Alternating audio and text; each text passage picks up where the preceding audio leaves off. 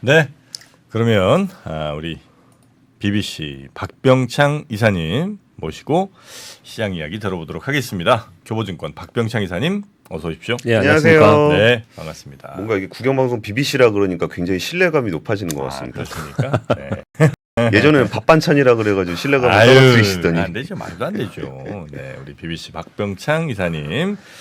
자, 오늘은 역시 뭐 미국 마감부터 좀 보고 갈까요? 예, 미국은 1% 이상 반등을 했습니다. 네. 근데 반등하는 아주 뭐 강한 이벤트나 뭐 뉴스는 없습니다. 그런데 다우는 1.58, 나스닥 1.16, S&P 500이 1.2% 상승을 했습니다. 달러인데스가 105.9로 106 아래로 살짝 떨어졌고요. 국채 수익률은 약간 올랐습니다. 그리고 유가가 좀 떨어졌습니다. 달러인데스와 국채 수익률이 서로 좀 다른 모양을 보였는데, 요건 이제 두 가지의 이벤트가 있었습니다. 하나는 BOJ에서 YCC 상한을 상향 가능성이 있다라는 뉴스가 있었습니다. 그래서 엔화가 달러 대비 150엔 위로 엔화가 약세였죠. 예. 이게 장중에 148엔대까지 하락하는 그런 모습을 나타냈어요. 그러다 보니까 달러인데스는 떨어지는 좀 그런 모습이 나타내죠. YCC 상한 상향 가능성이라고 한다면 예. 그러니까 일본은 그 금리를 자기네들이 이렇게 정해놓고 예, 그 예. 안에서 이제 예, 예. 움직이는 거잖아요. 예, 예. 근데 예, 예. 그 범위를 더 올린다는 예, 건가요? 올린다는 일본 얘기죠. 금리를 더 올릴 수 있다. 그렇죠. 이런 메시지인 거죠. 예. 올라가는 걸 허용하겠다. 허용하겠다. 그렇죠. 예. 근데 시장에서 걱정했던 그런 거잖아요. 그러면 엔캐리 자금이 다시 일본으로 회귀해서 네. 해외에 있는 자산을 팔고 일본으로 회귀하는 게 아니냐 이런 걱정을 좀 하고 있는 거잖아요. 예. 네, 그러면 미 국채를 만약에 팔게 된다면은 네. 그럼 국채 수익률이 상승하게 되는 거잖아요. 그래서 어제 국채 수익률은 소폭 상승을 했거든요. 근데 그 폭이 그렇게 크지 않았어요. 네. 근데 그거는 재무부에서 국채 발행 한도, 요게 지금 이 연말에 지금 이제 10월 말 됐고 이제 11월, 오늘이 10월 31일 마지막 날이죠. 예. 11월, 12월에 가장 중요한 이벤트가 이거라고 지금 보고 있는 거거든요. 근데 재무부 말로 나온 내용인 것 같습니다. 아직 공식 발표한 건 아닙니다. 네. 근데 국채 발행의 그 규모가 컨센서스를 약간 하회할 가능성이 있다. 요 얘기가 좀 있었습니다. 그러면서 크게 오르지 않았어요. 근데 이게 어제 시장을 좀 반등시키는 요인 중에 가장 큰 게 아닌가 그렇게 생각을 합니다. 요 내용을 좀 구체적으로 먼저 말씀 좀 드리겠습니다. 네. 미 재무부에서 국채 발행 예상 규모에 대해서 이제 시장에서 이제 얘기들이 굉장히 많은데요. 지난 7월에 1분기에 지난 7월에 발표했을 때 향후 분기에 약 1조 달러 정도의 국채 발행이 예상이 된다. 이렇게 얘기를 했었습니다. 그러면서 예. 10년 만기 국채 수익률이 4%에서 5%까지 무려 100bp가 올랐어요. 네, 그래서 시장이 그 기간 동안 굉장히 안 좋은 상황이 좀 됐었고요. 이번 발표에 공식 발표는 하지 않았지만 재무발로 지금 얘기가 나오고 있는 상황인데 시장의 전망이 약 8,200억 달러에서 8,300억 달러 이렇게 얘기를 했었어요. 근데 아까 공기자님 말씀 주신 대로 7,720억 달러 예, 예. 이렇게 지금 얘기가 나오고 있는 상황입니다. 국채 발행 규모가 조금 예상보다 줄어든다는 예. 거예요. 그리고 지난 분기보다 더 줄어드는 그런 상황이죠. 그리고 장기 국채를 발행을 많이 했었는데 2년에서 5년짜리 단기 국채 규모를 조금 더 늘리는 그런 쪽으로 좀 조정을 하지 않겠냐라는 얘기가 좀 나왔습니다. 그렇게 되면 금리가 약간 좀 밑으로 갈 가능성이 높은 거예요. 그렇죠. 그렇죠. 그래서 금리가 어제 국제 수익률이 BOJ의 기사에 따라서 좀 올라갈 상황이었는데 그것을 좀 방어하는 그런 이제 상황이 됐고 시장에서는 그것을 좀 더 좋게 보지 않았나 생각을 하고 그건 있고요. 약간 미국, 일본이 약간 입맞추고 좀 같이 조율하는 거라고 봐야 됩니까? 이번에는 뭐 그 정도까지는 그건 보이지 아니에요? 않았는데 근데 항상 조율하죠.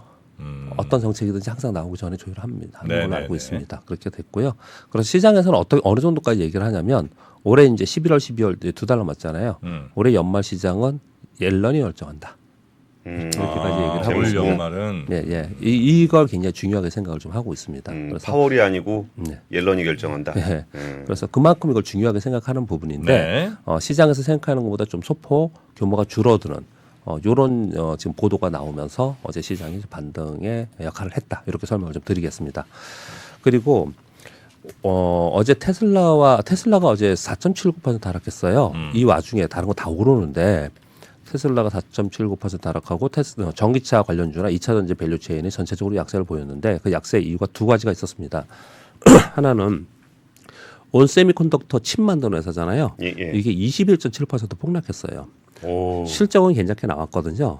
그런데 이제 전망 가이드를 내놓으면서 자동차용 칩의 향후에 매출도 줄 거고 실적에서 가이드를 하향했습니다. 그러면서 곧바로 급락을 했습니다.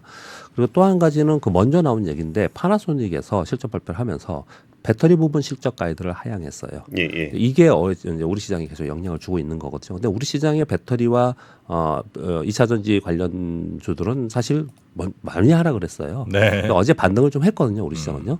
이 부분도 잠깐 좀 말씀 좀 드리면 파나소닉 그 내용도요. 뭐 그러니까 순서 상관없이 흐름이 중요하니까 그렇게 말씀 좀 드려보겠습니다. 파나소닉에서 실적 발표를 하면서 3분기 배터리 생산량을 줄이고 해당 부문 이익 전망치를 15% 축소한다라고 이제 얘기를 했습니다. 그러니까 향후 전망 가이드도 축소한다는 얘기를 했습니다. 글로벌 수요 감소로 인해서 적절한 재고 수준 유지를 위해서 생산을 조정한다라는 얘기가 좀 있었습니다. 이게 이제 직접적으로 영향을 준 거예요. 그래서 사실 이런 내용들은 요즘에 많이 나오고 있습니다. 이제 공급 과잉이고 그리고 전기차 수요가 좀 둔화되고 있다 이런 얘기들이 좀 있었는데 어제는 이제 이 얘기가 나오면서 전기차와 2차 전지 밸류체인이 미국 시장에 좀 약세를 보였습니다. 근데 그럼에도 불구하고 장기 전망은 어제 우리 같이 말씀 나눴잖아요. 장기 전망에 대해서는 긍정적인 내용이 훨씬 더 많습니다. 그럼요. 네. 다만 이제 지금 현재 상황에서 이런 것으로 인해서 이제 주가에 영향을 주었다 이렇게 보시면 될 것 같고요. 또 한 가지는 커뮤니케이션 섹터가 가장 큰 상승을 했습니다. 아마존 뭐 이런 것들이 더 상승을 했어요. 그런데 보시면은 엔비디아가 1.6% 올랐고 마이크로소프트도 2% 올랐고 마이크론 테크놀로지 0.6% 올랐고 인텔이 0.4% 올랐는데 필라델피아 반도체 지수가 떨어졌거든요. 1% 이상. 예, 예. 이게 이제 온세미컨덕터의 영향을 크다. 이렇게 보시면 좀 될 것 같고요. 그리고 자동차 3사가 GM을 마지막으로 해서 이제 협상 결의를 해서 이제 합의가 돼서 네. 6주 만에 3사 파업이 종료됐다는 뉴스가 어저께 있었습니다. 어제 시장은 그렇게 말씀드리면 되겠고요. 추세 하락의 주봉상의 세 번째 하락이 나타난 데에서 아래에서 살짝 반등 주는 정도의 흐름이 나타났다라고 보시면 될 것 같습니다. 네. 자, 어제 우리 시장은 코스피 0.3, 코스닥 1% 정도 반등을 했는데요. 굉장히 약했습니다. 사실 약했어요? 예, 오르기는 올랐지만 굉장히 약한 겁니다. 어제 소폭 하락 시작을 해서 외국인들이 아침부터 선물 매수를 하더라고요. 어제도 그 지난번에 제가 팁을 한번 드렸는데 선물 거래는 그 주문 건수가 중요하다 그랬습니다. 주문 건수가 훨씬 더 좋더라고요. 네. 그래서 계속해서 외국인들 선물 매수를 해줬고요. 그럼에도 불구하고 코스피 0.3%도 못 올랐어요. 그러니까 어떤 종목들은 크게 하락한 종목이 많이 발생을 한 건데요. 요즘의 특징 중에 하나가 또 뭐냐면요. 우리 맨날 코스닥이라 중소형주만 때려 맞았잖아요. 근데 요즘에는 코스피에 있는 중대형주 중에서 돌아가면서 하나씩 마이너스 막 15% 20%씩 맞고 있어요. 15, 20이요? 네, 어느 뭐 호텔 신라 뭐 이런 호텔 신라 떨어졌어요? 네, 소떡이 엄청 어제 떨어졌죠. 폭락했습니다. 네, 네. 삼성 엔지니어링 뭐 이렇게 네. 실적 발표를 하면서 실적이 미스가 됐거나 두 아니면 자리씩 떨어져요. 그래요? 전망이 하향되는 그런 모습이 나타나면서 종목들이 그냥 개별적으로 급락하는 그런 현상이 나타나고 있어요. 근데 그런 종목들이 중대형주기 때문에 시총이 좀 되거든요. 예. 그러니까 이제 강하게 올라가지 못하는 그런 특징을 좀 보였고요.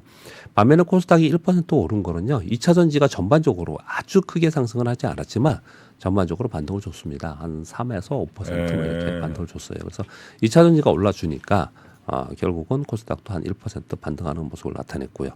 그 와중에 이제 시장은 크게 반등을 하지 못했지만 두산 로보티스가 어저께 종가는 제가 뭐 상한가인지 아닌지는 모르겠지만 20% 이상 오르면서 로봇 테마가 강세를 보였고요. 그리고 거기에 덧붙여서 AI 챗봇 테마가 강세를 보였습니다.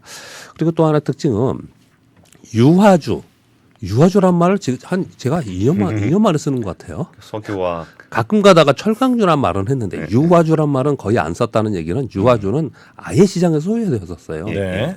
그런데 어제 꽤 올랐어요. 아, 그렇습니까? 네, 유화주와 철강주들이 어저께 좀 오른 종목들이 나타나고 있거든요. 3분기 실적이 좀 괜찮았죠. 네, 신분 실적이 좀 그러니까 워낙 눈높이가 낮은 예, 상태고요. 맞아요. 그거보다 좀 좋게 나왔고요. 그리고 낙폭 과대가 워낙 심했고요. 그리고 시장에 소외되어 있었습니다. 그래서 지금 가만히 보시면 우리 시장의 시가총액 상위는 투톱이 움직이고 있는 거잖아요. 반도체와 네. 그리고 2차 전지가 가는 거잖아요. 네. 근데 반도체와 2차 전지가 상대적으로 약하고 어딘가 그 돈을 주식형 펀드라면 어딘가 움직여줘야 되는데 그런 종목들이 좀 움직이지 않았나 이렇게 생각을 좀 합니다. 그래서 어제 반등은 주었지만 반등이면 그렇게 강하지 않았습니다. 어제 거래량도 보시면은 거래량 거래대금이 아직까지도 급감한 상태에서 거래가 되고 있고 보적 심리는 계속해서 이어지고 있습니다. 이 심리가 전환이 되면서 올라가면서 오히려 더 세지는 거예요. 밑에서는 자신 없어서 못 사거든요. 예, 예. 그래서 터닝하는 걸 좀 보려는 심리는 아직까지 작용을 하고 있다라고 보시면 될 것 같습니다. 네. 오늘 중국 국민정책회의가 있고요. 컨퍼런스 보드 소비자 기대 지수가 있고 K실러 주택가격 지수 발표되고요. 오늘 AMD와 캐터필러, 삼성전자가 실적 발표입니다. 지난번에 잠정 실적 발표했고요. 이제 좀 이따 제가 방송하는 중에도 나올 수도 있겠네요. 예, 예. 삼성전자 잠정 실적 본 실적 발표하는데 이번 삼성전자의 실적 발표에는 기대가 어떤 게 있는가를 잠깐 말씀드리겠습니다. 3분기 확정 실적 발표 및 컨퍼런스 콜을 합니다. 이 컨퍼런스 콜이 중요한 거예요. 그렇죠. 왜냐하면 잠정 실적 나왔기 때문에 어느 정도 다 생각을 하고 있잖아요. 주요하게 보는 부분은 어떤 것이냐면 디램 적자 폭 감소 또는 흑자 전환이 됐는지 이 부분을 좀 보는 거고요. 하이닉스는 디램 흑자 전환했죠. 예, 그렇습니다. 하이닉스하고 마이크론은 적자폭 감소하면서 향후에 이제 전망을 좀 좋게 발표가 됐습니다. 그런데 이제 반도체 부분이 1분기가 4.5조 정도, 2분기가 4.3 정도 적자였는데 이번에 한 3조 정도, 3조 원대 정도 적자 전망을 좀 하고 있고요. 잠정 실적은 지난번에 매출 67조에 영업이익 2.4조 발표했거든요. 요걸 먼저 저 표를 좀 말씀드릴게요. 이 그림을 보면은 이걸 저도 이제 다시 한번 이렇게 유심히 보면서 시장은 상당히 반도체는 사이클링 산업이고 반도체 우리나라 시장은 특히나 반도체 상당히 영향 많이 받고 그리고 선반영을 상당히 하는구나라는 거 많이 느껴져요. 왜 그 말씀 드리냐면 이 보시면 맨 왼쪽이 2021년 2분기 그다음 3분기, 4분기거든요. 예. 2022년은 여기부터예요. 여기부터입니다. 그럼 여기 보면은 매출 77조 있고 14조 영업이 있고 그 다음도 14조. 그 다음에 3분기부터 10조로 떨어지면서 4조 이렇게 됐잖아요. 예. 근데 시장을 언제부터 하라 그랬습니까? 21년 초. 삼성전자는 21년 초에 여기부터 하라 그랬고요. 그 시장은 6월부터니까 한 이쯤부터 하라 그랬어요. 그 다음에 얘가 늘지 않고 이게 보면은 이렇게 줄잖아요, 이렇게. 그걸 상당 부분 전부터 이렇게 반영을 상당히 많이 하고 있는 거예요. 네. 근데 지금 보시면 근데 적자에서 이제 6천억 분이 안 나오고 영업이익이 6천억 이번에 2.4조 지난번에 잠정치 발표했잖아요. 예. 그러니까 이번 발표부터 터닝을 지금 이제 하고 있는 거잖아요. 근데 이런 부분들을 시장이 좀 반영을 하지 않을까라고 시장을 기대하는 측에서는 이제 바라보고 있는 거고요. 또 하나는 삼성전자 반도체 부분만 따로 떨어뜨려서요. 아까 말씀드렸듯이 4.5조, 4.3조 적자였는데 이번에 3조 정도 적자 예상을 하고 있거든요. 얘가 반도체 부분이 이게 흑자 전환이 되면은 시장에서 굉장히 힘을 받을 겁니다. 이제 그런 부분들을 지금 시장에서 기대를 하고 있다라는 걸 말씀드리는 거예요. 이게 보니까 정말 예전 생각 나는데요. 네. 좀 전에 그 표 다시 보여주시면은 네. 1분기에 3조 7천억 벌었잖아요. 네. 이때부터 3분기, 4분기 피크아웃이라 그러면서 빠지기 시작했어요. 맞아요. 그때부터 빠진 게 지금까지. 예. 그러니까 삼성전자 들고 계신 분들 얼마나 답답하시겠어요. 그러니까 계속 빠졌다가 오히려 보시면요. 작년 3분기, 4분기부터는 급격하게 빠졌잖아요. 네. 근데 이때 주가는 안 빠졌어요, 또. 더 빠지진 않았죠. 예, 네. 주가는 더 빠지는 않은 거예요. 오르지는 않았지만. 그러니까 상당히 선반영하면서 시장이 움직이고 있다라는 것들을 좀 보여주는 표다. 이런 말씀을 좀 드리겠고요. 어떻게 잘 안 해 사람들이. 아, 선반영을 그렇게 잘한 게. 장기 펀드의 자금들은 그 정도의 텀은 가지고 가니까. 그래요? 2년, 3년은 가지고 가니까. 아니 근데 지금 예. 다시 보시면은 예, 10조, 8조, 8조, 9조잖아요. 네. 그러면 피크를 21년 3분기부터 피크라고 그러고서 계속 빠졌다니까요. 맞아요. 그 뒤로도 계속 잘 벌었는데. 예. 그러니까 피크라 그러니까 맨날 그거 있잖아요. 뭐 피크아웃 될 때까지 쭉 가다가 피크아웃이라 그러고 빠지고 그 다음에 서프라이즈 그래도 못 나는데 가, 주가가. 그냥 이번에 피크인가 보다. 예. 이번에 피크인가 예, 보다. 맞습니다. 아이고. 그러니까 그걸 반대로 지금 말씀하신 걸 반대로 얘기하면 이런 거예요. 이번이 저점인가 이러는 거죠.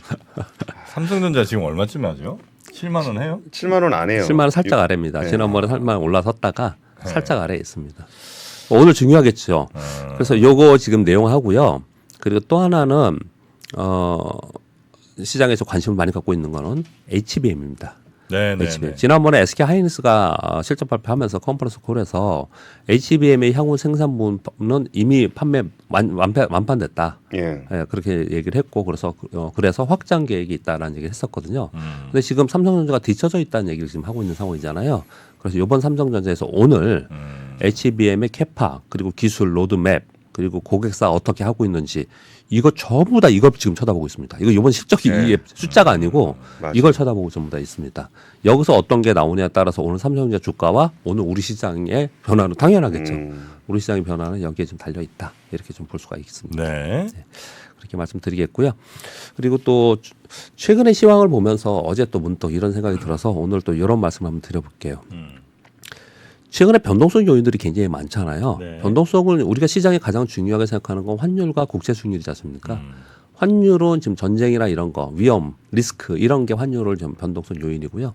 그리고 국제 수익률은 물가 그리고 예. 수급 이런 것들이잖아요. 근데 이런 요인들이 굉장히 변동성이고 불확실성이라는 표현을 말씀드리고 있잖아요. 이게 상수가 되어가는 과정을 겪고 있는 것 같아요. 이거 되게 중요합니다. 이 주식 투자 시장에 있는 사람들은 이걸 굉장히 중요하게 생각하는데 이 상수가 되어가는 과정이라는 걸 잠깐 설명을 드리면 뭐냐면 제가 이 얘기를 여러 차례 여러분께 그래서 소개를 드렸어요. 전에 2년 만기인가 10년 만기인가 2년 만기일 것 같아요.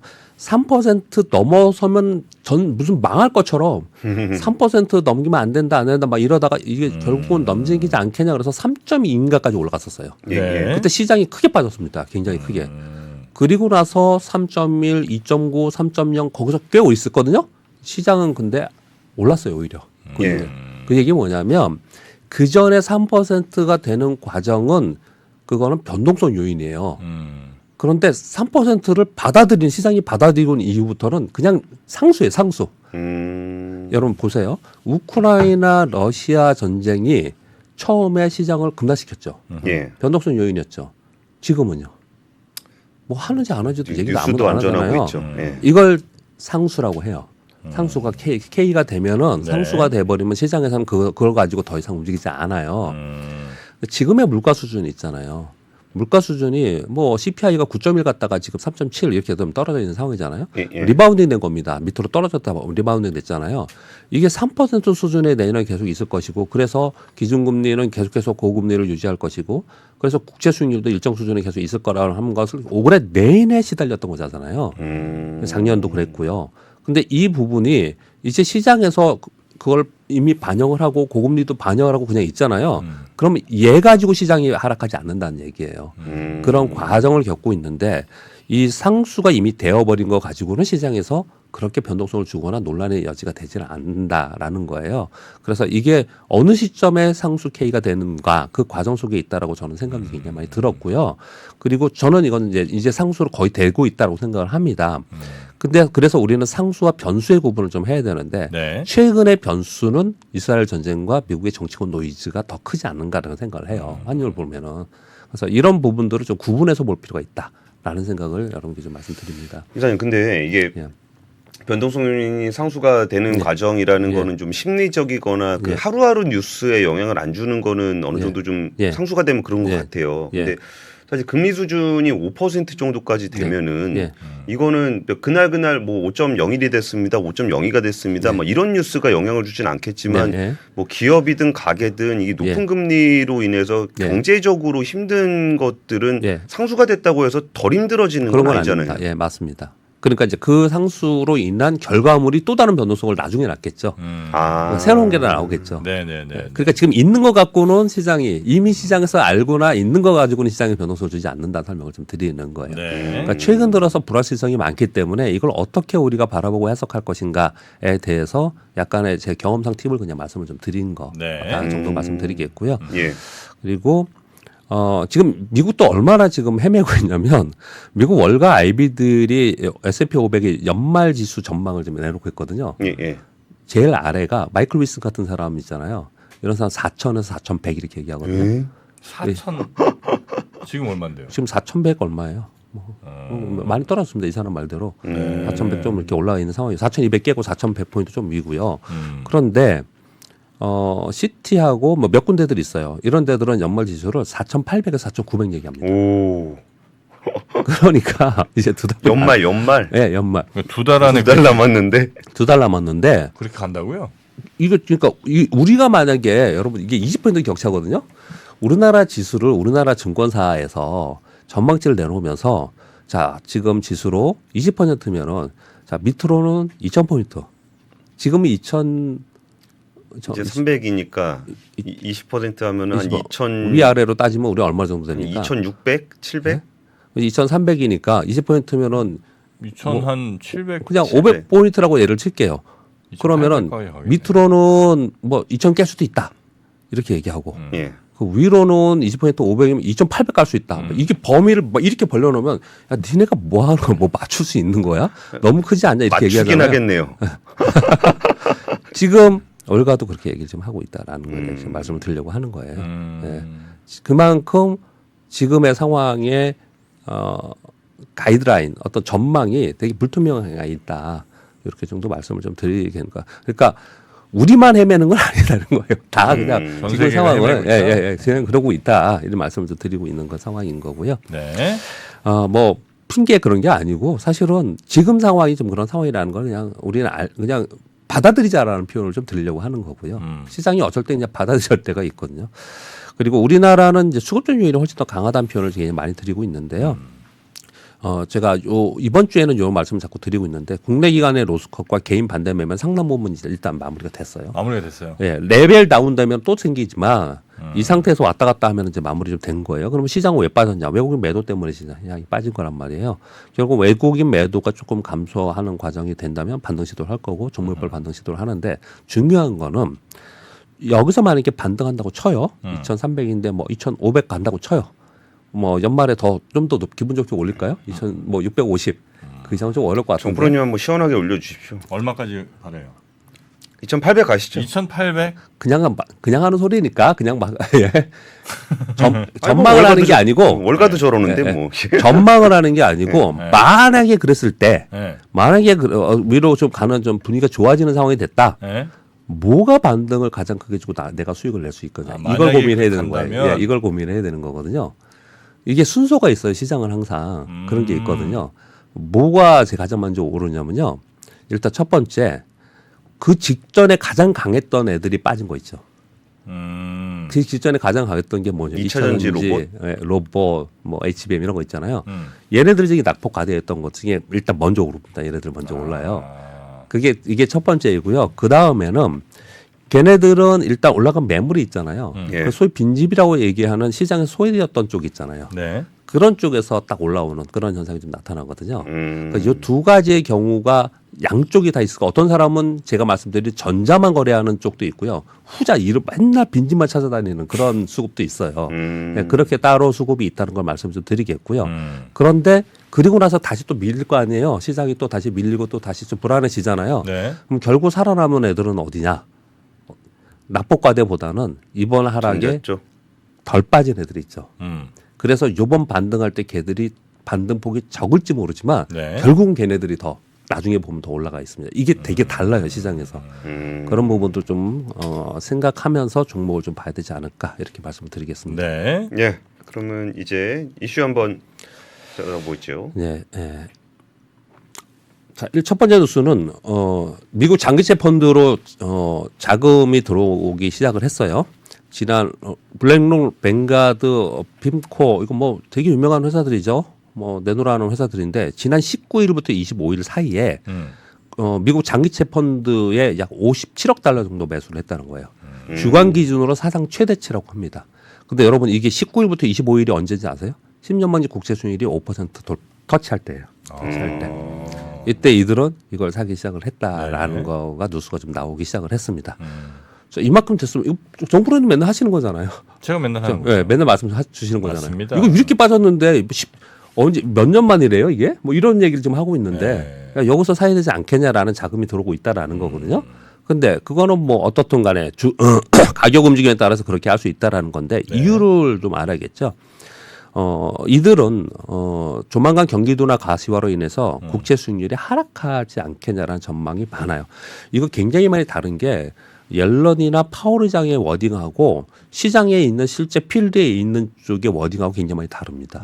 시장의 필드에 있는 쪽은 미국 경기 둔화되고 어려워질 거라고 대부분 다 얘기해요. 예. 근데 파월 의장하고 옐런 장관은 아니다라고 얘기를 하고 있는 상황이에요. 그 사이에서 지금 괴리가 있는 상황인데 시장 쪽에서는 경기 둔화한다. 그래서 국채 수익률, 장기 국채 수익률은 경기를 연동하기 때문에 반영하기 때문에 이건 하락할 거다. 국채 수익률 하락하면 국채 가격이 오르는 거니까 네. 장기 국채 산다. 이 얘기를 첫 번째 논리를 펴는 거고요. 예. 또 하나는 지정학적 요인 있잖아요. 그러면 지정학적 요인이 딱 생기면 어디 전쟁이 나잖아요. 그럼 세 개가 오릅니다. 금, 달러, 국채. 예, 미국 이렇게 세 개 국채. 오르는 거거든요. 그래서 안전자산인 국채로 자금을 좀 들어올 가능성이 있다. 이 얘기를 좀 하고 있는 상황입니다. 개연성이 충분히 있는 얘기고. 네. 그리고 정 프로님이 저쪽에 그 블랙록이랑 다 리딩 해주신 거예요? 다 이미 끝났죠. 충분히. 네. 예, 그래서 요런 얘기들이 나오고 있다는 거는 우린 지금 국채 수익률 때문에 걱정을 하면서 맨날 국채 수익률을 보잖아요. 네. 그런데 시장의 내부적으로는 이런 흐름이 있다라는 것들을 좀 전해드리는 내용입니다. 그렇게 말씀드리겠고요. 네. 기술에 대해서 몇 가지 좀 말씀드리도록 하겠습니다. 요즘에 이제 기술 얘기들이 좀 몇 가지 있는데요. 첫 번째는 이것도 굉장히 중요한 뉴스라고 저는 생각합니다. 지난 2년 전에 마이크로소프트가 시총 1위여서 애플한테 넘겨줬거든요. 예, 예. 근데 2년 만에 시총 1위에 도전하고 가능성이 있다. 자, 요거 얘기하면서 또 하나 생각이 드는 게 시장의 경험상으로 볼 때는 이런 게 있습니다. 자, 1000포인트 갈까 말까? 가겠지? 신고가 날까 말까? 이러잖아요. 실제로 가는 경우가 많아요. 예, 예. 또 뭐 이거 지지할까 말까? 이러면 걔보다 더 경우가 빠지는 많죠. 경우가 더 많아요. 그런 경우가 되게 많거든요. 지난번에 애플하고 엔비디아가 이거 신고가 도전합니다. 갔어요. 신고가. 지금 이것도 가능성이 상당히 높아지고 있는 상황으로 지금 보여주고 있습니다. 마이크로소프트가 지금 27일 기준으로 시총이 2.45조 달러. 어마어마하죠. 2.45조. 그럼 지금 1,300원으로 따지면 얼마입니까? 3천 정도 됩니까? 3천조? 애플은 2.63조. 이 두 개 합쳐서 6천조. 우리나라는 코스피 코스닥 다 합쳐갖고 얼마예요? 2,500조, 2,400조. 그렇죠. 아무튼 27일 기준으로 애플이 2.63조, 마이크로소프트가 2.45조예요. 얼마 차이가 이제 안 네. 셉니다. 왜 이렇게 됐는가를 얘기를 하는 거예요. 애플은 아이폰 판매 부진은 뭐 요번에 중국에서 부진 이런 걸 떠나서 스마트폰의 판매 전체 대수는 계속 줄고 있는 거예요. 예. 예, 그러면서 새로운 부가가치 산업을 계속 하는 거죠. 그런데 그거보다 중요하게 생각하는 이유는 뭐냐면 AI 경쟁에서 챗GPT를 통한 AI 경쟁에서 애플이 지금 약간 뒤쳐져서 지금 급하게 한다 이런 얘기를 지금 내가 뉴스 전해드린 있었잖아요. 네. 이 얘기를 하고 있는 상황에서 마이크로소프트가 요번에 급등을 했죠. 그러면서 AI 경쟁에서 선두권에 가면서 클라우드 분야의 성장을 가장 중요하게 봤습니다. 예. 지난번에 마이크로소프트는 오르면서 아마존이나 구글이 떨어진 적이 있었죠. 많이 이거 떨어졌죠. 클라우드 성장률 때문에 그렇습니다. 성장률을 마이크로소프트 2년 29%, 아마존 한 10%, 구글 한 22%로 지금 전망을 좀 하고 있는 상황이에요. 그래서 생성형 AI 선두권의 성과가 이런 결과를 만들어내고 있다라는 거거든요. 그래서 제가 중요하다고 생각하는 거예요. 결국은 이제 AI로 간다. AI에 누가 선점하고 네. 어떻게 가느냐. 이걸로 간다라고 지금 보는 거예요. 전체적으로 지금 내년과 향후 몇 년은 그렇게 볼 거다 이렇게 지금 얘기를 하고 있는 거예요. 여기 연관되어서 순서와 상관없이 다른 것도 말씀드려볼게요. 실리콘밸리에 옷에 붙이는 AI 비서 웨어러블 붐. 저는 이거는 무조건 이쪽으로 갈 거라고 봅니다.